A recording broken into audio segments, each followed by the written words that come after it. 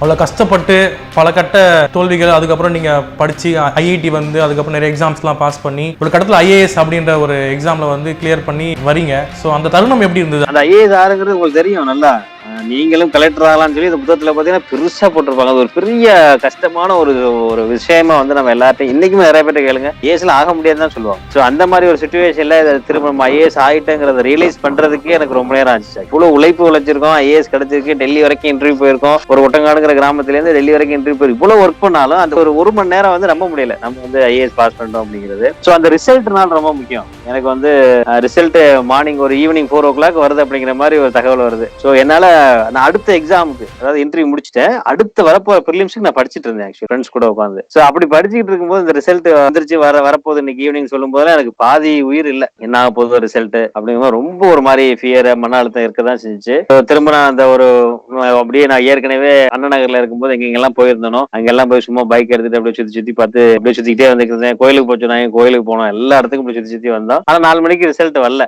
ஒருவேளை 6 மணிக்கு வரும்னு ஒரு நம்பிக்கை தோணுச்சு. எனக்கு என்ன 6 மணிக்கு தான் வந்து ஒரு 20 நாளைக்கு முன்னாடி இந்தியன் ஃபாரஸ்ட் சர்வீஸ் ரிசல்ட் இருந்துச்சு. சோ மேபி 6 மணிக்கா இருக்கலாம் அப்படின்னு சொல்லி இன்னும் 2 மணி நேரம் சுத்திட்டு வந்தேன். அது 6 மணிக்கு ரிசல்ட் வர மாதிரி தெரியல. சோ வந்து ரூம்ல படுத்துட்டு அவங்க எல்லாம் படிச்சுட்டு இருந்தாங்க, நான் ரூம்ல வந்து படுத்துட்டு மேபி ஒரு 2-3 hours ரிசல்ட் வருதான்னு பார்த்துட்டு அப்புறம் படிக்க ஆரம்பிக்கலாம் அப்படின்னு சொல்லிட்டு. ஆனா 6:40 அந்த ரேஞ்சில ரிசல்ட் வந்துச்சு. சோ ரிசல்ட் வரும்போது நான் பார்க்கல டைரக்டா. சோ ஃப்ரெண்ட்ஸ் பார்த்துட்டு வந்துட்டு ஆல் இந்தியா ரேங்க் 101 ஐஏஎஸ் ஆயிட்டு அப்படின்னு சொல்லும் போது இட் இஸ் லைக் என்னால சத்தியமா ஒண்ணுமே நம்பவே முடியல. ரொம்ப ஒரு மாதிரி பயங்கரமா நெகிழ்ச்சியான தருணம். இந்த ஃப்ரெண்ட்ஸ் எல்லாம் அப்படியே தூக்கிக்கிட்டு ஒரு மாதிரி அப்படியே அந்த ஸ்ட்ரீட்ல கொஞ்சம் தூரம் நடந்துட்டு ஒரு மாதிரி என்ன சொல்ல, அவங்களோட கூட இருந்தவங்க ஒரு பாஸ் ஆகும்போது அந்த பெருமை, அது மாதிரி ரொம்ப விஷயங்கள் உடனே போன் பண்ணி அம்மாவுக்கு சொல்லிட்டேன். அம்மாவால அந்த செல்ல கூட ஹோல்ட் பண்ண முடியல, அவங்களும் நம்ப கூட முடியல. அந்த மாதிரி ஒரு தருணம் அது.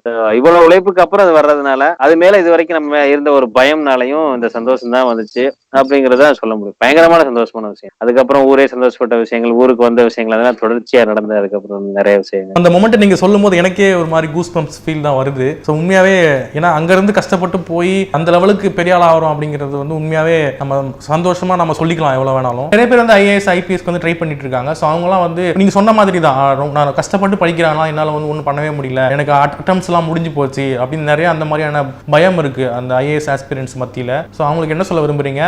என்னென்ன விஷயங்கள் வந்து நீங்க உங்க டிப்ஸா கொடுக்குறீங்க? படிக்கிறவங்களுக்கு ஒரு ஷார்ட்டா சொல்றதுக்குலாம் இங்க டிப்ஸ் எல்லாம் ஒண்ணு. இந்த எக்ஸாமினேஷன் கொஞ்சம் பெரிய எக்ஸாமினேஷன், நிறைய சப்ஜெக்ட் இன்வால்வ் ஆகக்கூடிய எக்ஸாம்ஸ், நிறைய காம்படிஷன், இந்தியா லெவலில் இருக்கக்கூடிய ஒரு பெரிய காம்படிஷன். அப்படி இருக்கும்போது சில டிப்ஸ் எல்லாம் வச்சுலாம் அதை வந்து பெருசா சக்சஸ் பண்ணிட முடியாது. It's overall complete work. So அப்படிங்கும்போது சில சின்ன விஷயங்கள் நிறைய பேர் மிஸ் பண்ணுவாங்க. பாத்தீங்கன்னா நான் வந்து ஒழுங்கா படிச்சு 2வது அட்டெம்ப்ட்ல நான் கிளியர் பண்ணேன். அதுக்கு வாய்ப்பு 4 அட்டெம்ப்ட்ல எடுத்துட்டாலும் ஒழுங்கா நான் படிச்சு எழுதுதான் 2 அட்டெம்ப்ட் தான். அப்ப முதல் அட்டெம்ப்ட்ல நான் பண்ண மிஸ்டேக் 2வது அட்டெம்ப்ட்ல சரி பண்ணேன். That's all. அவ்வளவுதான் நான் பண்ணேன். என்ன கேட்டா நான் எங்கேயுமே தான் தெளிவா சொல்லுவேன். ஃபர்ஸ்ட் அட்டெம்ப்ட்ல பிரிலிம்ஸ் ஓகே, பிரிலிம்ஸ் எல்லாருக்குமே ஓகே ஒரு மாதிரி வந்துடும், அது ஒன்றும் பிரச்சனை இல்லை. ஆல்மோஸ்ட் பிரிலிம்ஸ் கிளியர் பண்ணிடுவாங்க படிச்சாங்கன்னா.